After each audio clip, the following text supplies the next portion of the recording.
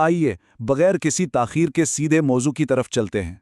आज हम एक ऐसी शानदार तारीखी कहानी और राज से पर्दा उठाने वाले हैं जिसने जदीद तबीयत यानी फिजिक्स की बुनियाद रखी। ये कोई आम सी बात नहीं है, बल्कि एक ऐसा सनसनीखेज वाकया है जिसने साइंस की दुनिया को हमेशा के लिए बदल कर रख दिया। क्या आपने कभी यूरेका का लफ्ज सुना है? यकीनन तारीख के मशहूर तरीन अल्फाज में से एक लफ्ज तो जरूर सुना होगा। इसका सीधा सा मतलब है मुझे मिल गया। तारीख में यह लफ्ज सबसे पहले एक अजीम कदीम यूनानी साइंसदान आर्किमीडीज ने उस वक्त चिल्लाते हुए कहा था जब वो नहा रहा था। तो आखिर उसे ऐसा क्या मिल गया था जिसने उसे इतना पुरजोश कर दिया? कहानी कुछ यूं है कि सिरक्यूज के बादशाह हीरो ने अपने सुनार को खालिस सोने का एक शानदार ताज बनाने का हुक्म दिया और उसे बिल्कुल खालिस सोना दिया। लेकिन जब ताज बनकर दरबार में आया तो बादशाह के दिल में शक पैदा हो गया। उसे लगा कि कहीं सुनार ने कुछ सोना चुरा कर उसकी जगह सस्ती चांदी तो नहीं मिला दी।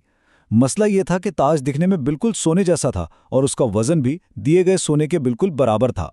अब बादशाह ने यह मुअम्मा हल करने के लिए आर्किमीडीज को बुलाया।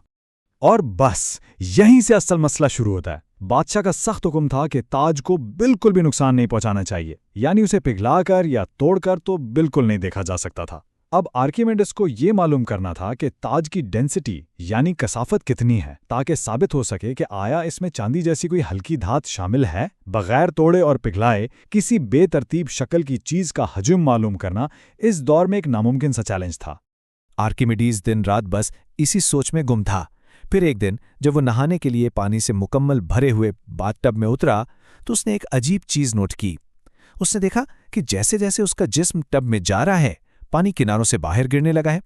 अचानक उसके जहन में एक झमाका हुआ।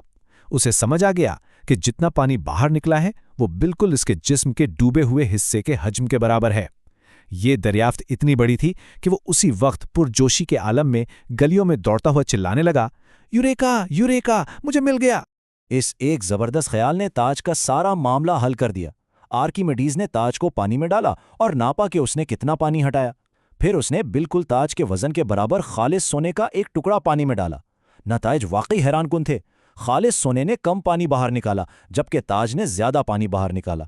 इसका सीधा सा मतलब यह था कि ताज का हजम ज्यादा था, यानी उसमें सस्ती और हल्की धात मिलाई गई थी। बादशाह का शक बिल्कुल दुरुस्त निकला और ताज जाली साबित हो गया। अब जरा ठहर कर इसके साइंसी पहलू पर गौर करते हैं। आर्किमिडीज ने बाथटब में जो दरियाफ्त किया उसने साइंस का एक अजीम कानून बना दिया। आज हम उसे आर्किमिडीज का असूल कहते हैं। ये कानून बिल्कुल वाज़े अल्फाज में बताता है कि किसी भी सियाल यानी पानी या हवा में डाली गई चीज पर लगने वाली ऊपर की तरफ धकेलने वाली कुव्वत, जिसे हम अपथ्रस्ट कहते हैं, उस चीज के हटाए गए सियाल के वजन के बिल्कुल बराबर होती है।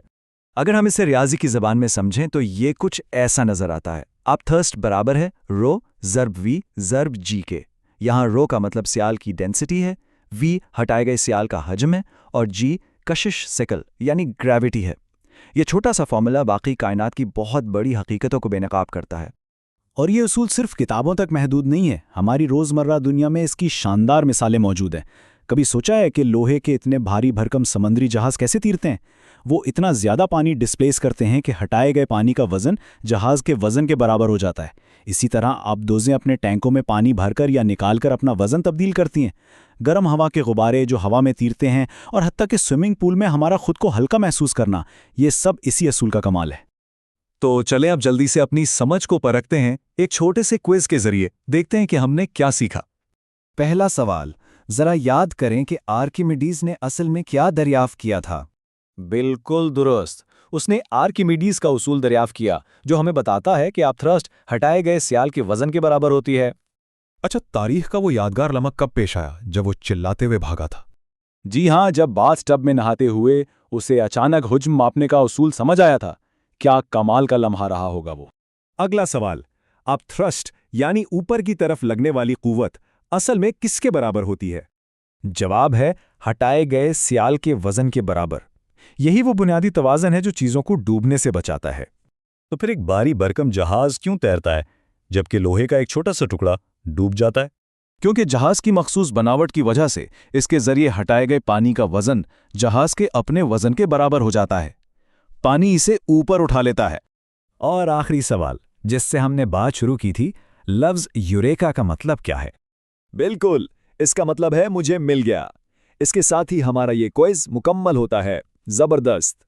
तो आज के इस सेशन का खुलासा ये है, बुनियादी उसूल, इसका फॉर्मूला, वो हैरानकुन बाथटब वाली दरियाफ्त, ताज का सबूत और हकीकी दुनिया में आबदूज़ों और जहाज़ों की मिसालें, इन सब को जहन नशीन कर लेना फिजिक्स के इस बुनियादी उसूल को समझने का बेहतरीन तरीका है।